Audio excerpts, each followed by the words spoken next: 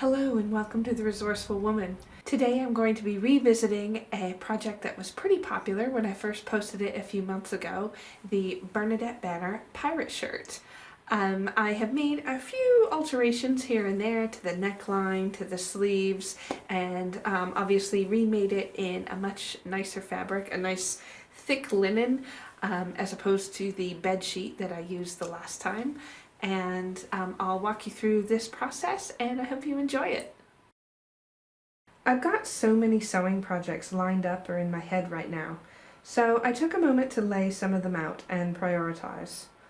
I'm planning to get married later this year, so I've bought this lovely broderie anglaise fabric, and I'll use this 1930s pattern to make my wedding dress. Watch this space.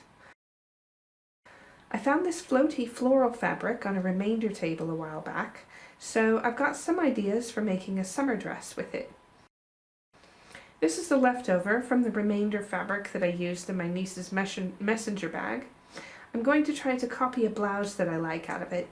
I hope there's enough left. I finally bought myself a couple of thrifted three-piece suits, so I'm starting to think through how I want to tailor them down and restructure the trousers. This is going to be a big project, so it may be a while before you see any results on these. But for today, I'm revisiting the pirate top that I made last autumn. I bought a couple of meters of decent linen, and I'm going to construct it with a cowl neckline using this pattern from my stash.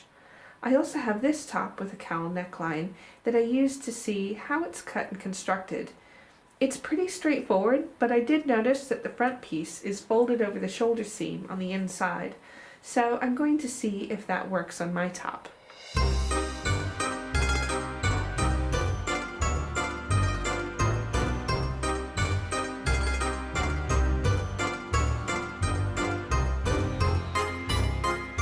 I start by tracing the pattern pieces for the front and back of the cowl neck top. I used a generous size and left extra room for French seams. Instead of tracing the exact curvature of the set sleeve, I just drew straight lines down from the shoulders, in keeping with the simplicity of the original pirate shirt pattern. The front piece had to be cut on a diagonal, taking up quite a bit more fabric, presumably so that the neckline would drape properly. At first, I couldn't figure out where to match up the shoulder seams, but looking at the pattern again, I realized that the tops of the back piece needed to be kind of stretched to the side. It seemed weird at first, but I marked all of the places where the shoulder and gusset attachments should sit, and it did make sense in the end.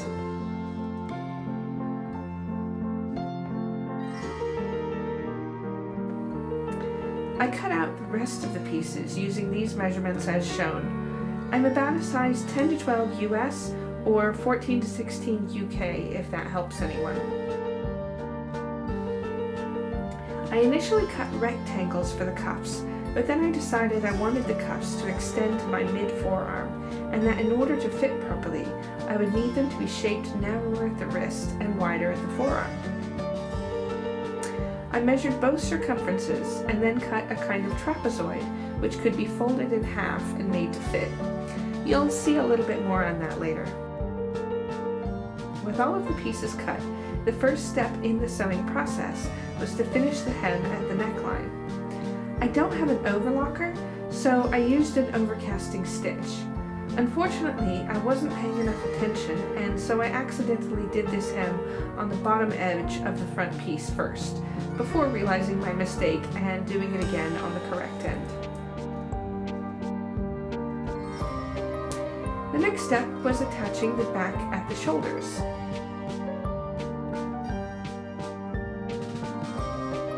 Here you can see how the back piece is made to sort of stretch in an odd way, but it does work.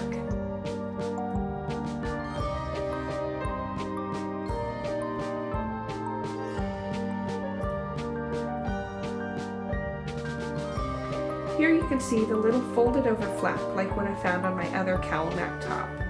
Now I can see how it supports the drape of the fabric.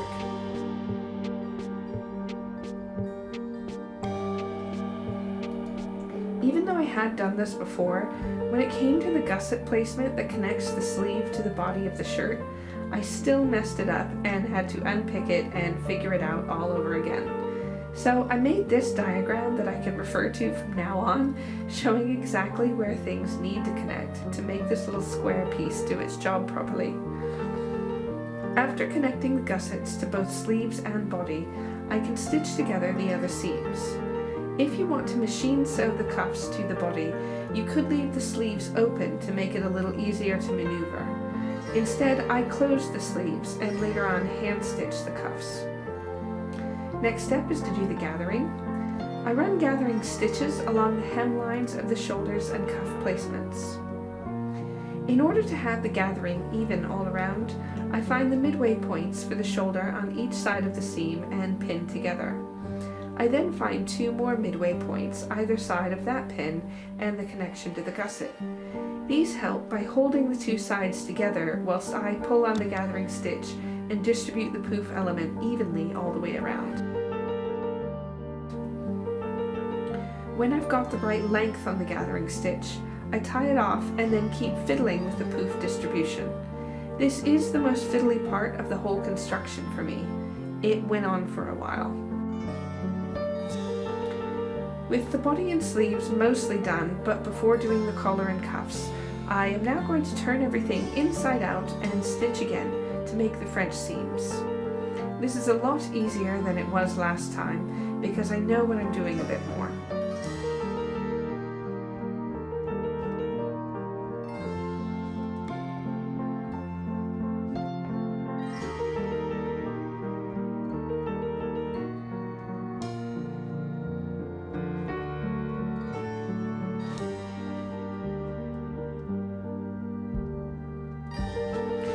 If you recall the little extra sewn over tab at the neckline, this is the point where I sew that down before connecting the collar. To attach the collar, I press the seam allowances down, then pinch them over the collar edge of the shirt and pinned into place. I started pinning at the center back point to make sure that it would be even, then pinned along the collar edge to either end.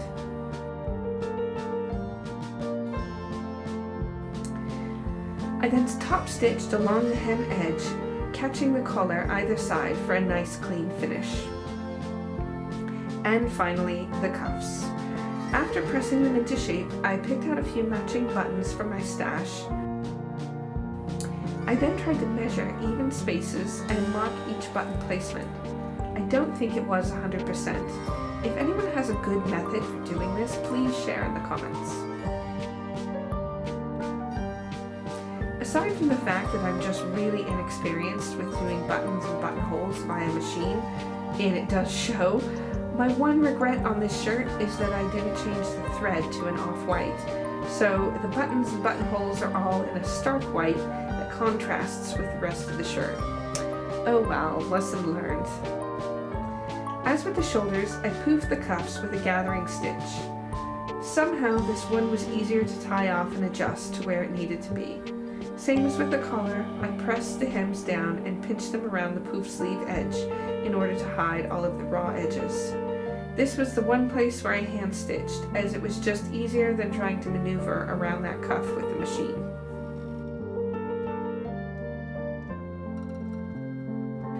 The final thing to do was to finish the bottom hem. I had previously accidentally done an overcasting stitch along part of that hem, and I decided that I actually liked that finish, so I went ahead and did an overcasting stitch all the way around and then cut off the fabric with pinking shears. It leaves a bit of a rough raw edge, but I'm pretty happy with it.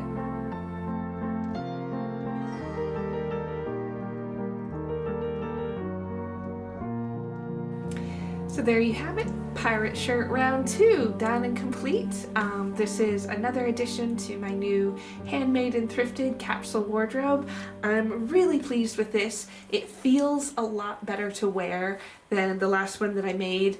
The cuffs are a little bit tight, but I'm still overall, I'm really happy with it. I'm really happy with the look and how the sleeves poof and how they lay. I'm happy with the neckline and how that lays. I think once I do get to working on the three-piece suits and the little vests and everything, I think a little vest over this will be super cute and be a nice little kind of outfit option going forward. So yeah, I hope that you enjoyed this video. I hope that you got something out of it. Thank you so much for watching, and I'll see you next time.